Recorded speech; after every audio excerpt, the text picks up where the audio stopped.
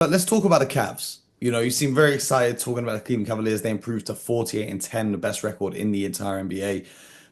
They had what, five guys last night in double-digit scoring. They had Ty Jerome, who you and I briefly mentioned in Monday's episode, but he's been really, really impressive. He's been with a shout for sixth man of the year this year. He's been playing fantastic basketball. But what stands out to you most? And when you look at these teams, because over the years we've seen, for example, the Atlanta Hawks and the Toronto Raptors, who were great regular season teams in the Eastern Conference, but they couldn't get it done in the playoffs. What are you seeing from this team that makes you think that they are legit contenders to win the Eastern Conference? Well, what really stands out, and I was there early for the game and got a chance to talk to a couple of guys, it's really the confidence and the belief in themselves and what this coaching staff has been able to do with the group. And it really has to start with Donovan Mitchell. Got a chance to speak a little bit with Donovan. Got to meet him during the pre-draft process years ago. Outstanding person as well as player.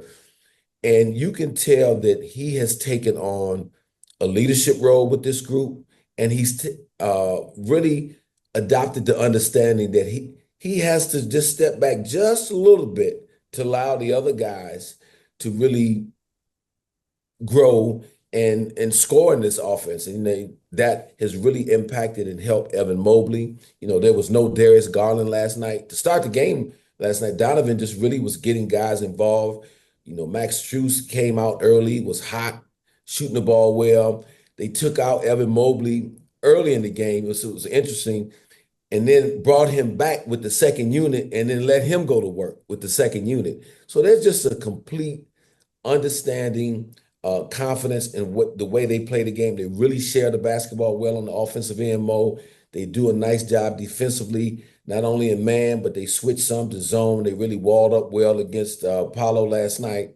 And you can see and tell when a team just has a glow around them, if you will, that they're in a great spot. They know that they're good, but they're not overly cocky though. Because they're still paying attention to the little things, the details. They're taking one game at a time. I just was impressed, and I'm also impressed too from the coaching standpoint. Is that there's some vision there with Kenny Atkinson. He's not, when Orlando made their run in the second half, because they jumped out to a 20-point lead in the first half. Orlando made a run, looked like they were going to make the game a lot closer game. And Kenny stayed with his second unit guys. Matter of fact, went even a player deeper into Porter Jr.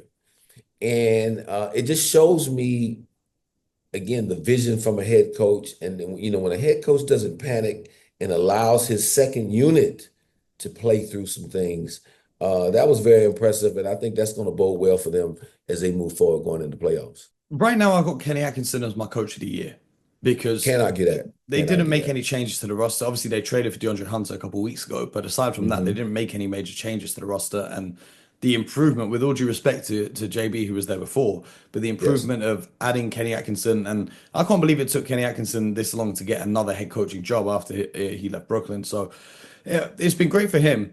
But did you get a chance to actually, before I get to that, seven-game series, Celtics Cavs?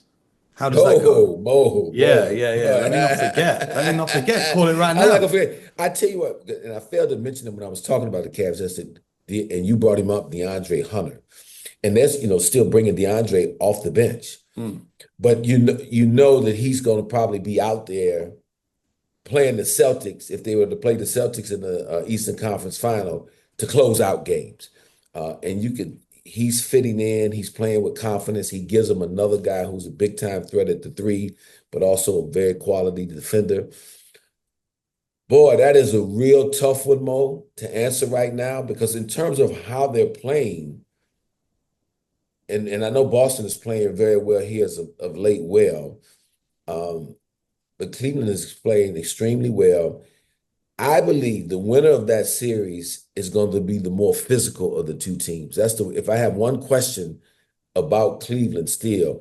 Now, Allen and Mobley have been answering that call this year. Mobley has picked up a little weight. He's got stronger, is playing more assertive. Jared Allen is just a consistent pro. They don't have another big still off the bench that I think can play in that bully basketball type of game. Now the Celtics don't necessarily You're not a play that well believer in front. Tristan Thompson? Yeah, and I talked to Tristan before the game. It's unbelievable the career he's had and how long he's been at it. But I don't think that you can rely on Tristan for a great number of minutes. But they may need him in a series like that when things get a little testy and physical, especially on the interior. So if you're asking me sitting here today, I'm still got to give the champs a slight edge because they are the champs. They've been there, done that. But boy, what I'm eagerly anticipating that series was I believe those two are on a collision course because we said this the last show. Those two teams are for sure a tier above or two tiers above everybody else in the Eastern Conference that are going to be playoff teams.